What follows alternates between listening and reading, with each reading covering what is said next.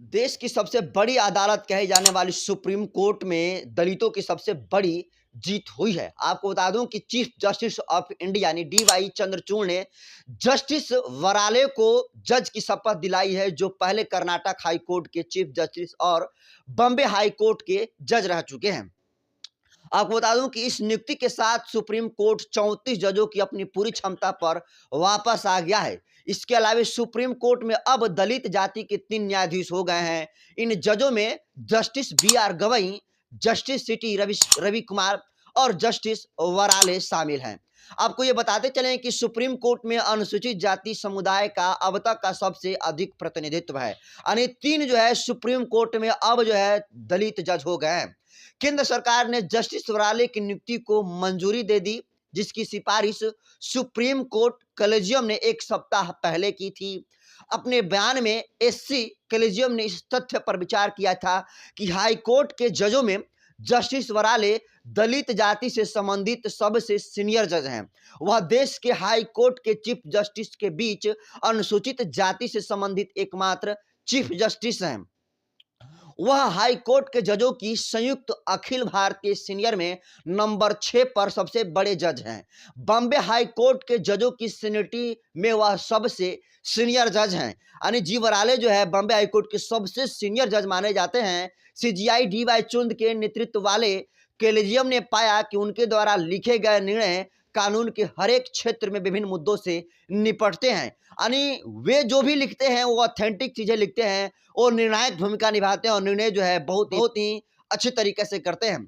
आपको बताते चलें कि उनके बारे में कहा जाता है कि वह विदाग आचरण और सत्यनिष्ठा के साथ सक्षम जज हैं। उन्होंने पेशेवर नैतिकता के उच्च मानक बनाए रखे हैं, यानी वो नैतिकता की बात करते हैं।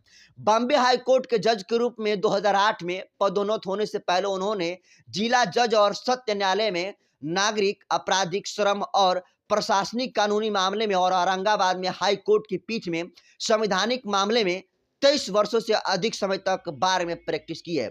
उन्होंने अक्टूबर 2022 में कर्नाटक हाई कोर्ट के चीफ जस्टिस के रूप में नियुक्त किया गया था और यह सिफारिश पिछले महीने जस्टिस एसके कौल के रिटायर होने के बाद सुप्रीम कोर्ट में निकली रिक्ति के लिए की गई थी कि एक दलित जज को जी वराले को बनाया जाए। लेकिन आपको बता दूं कि इनके बनने के साथ ही chief justice Khanna, chief justice B R. Gavai, justice Suryakant और जस्टिस अनिरुद्ध जो है बोस कॉलेजियम सिस्टम के अन्य जो है सदस्य रहे। और इसके साथ जी वराले ने जो है अब तक का सबसे बड़ा इतिहास रच दिया है। तमाम बहुजन समाज के लोगों में, तमाम दलित समाज के लोगों में जो है इसको लेकर काफ़ी हर्षोल्लास के साथ तमाम लोग जो है इसको सेलिब्रेट कर रहे हैं।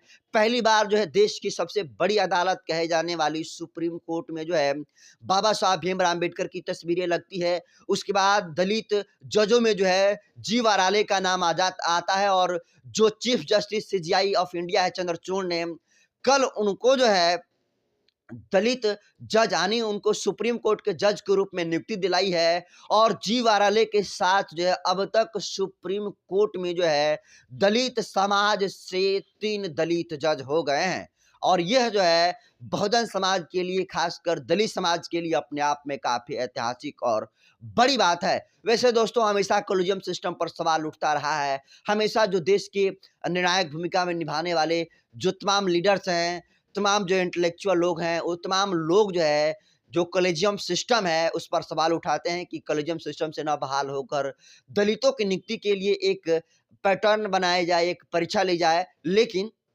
अब तक इस पर जो है काम नहीं हुआ है। लेकिन देखिए आज पहली बार जो है कॉलेजियम सिस्टम से ही सही जी वराले को जो है चीफ जस्टिस के रूप में जो है जस्टिस के रूप में जो है सुप्रीम कोर्ट के जज के रूप में इनको नियुक्ति दिलाई गई है। इसको आप कैसे देखते हैं कमेंट कर दीजिए।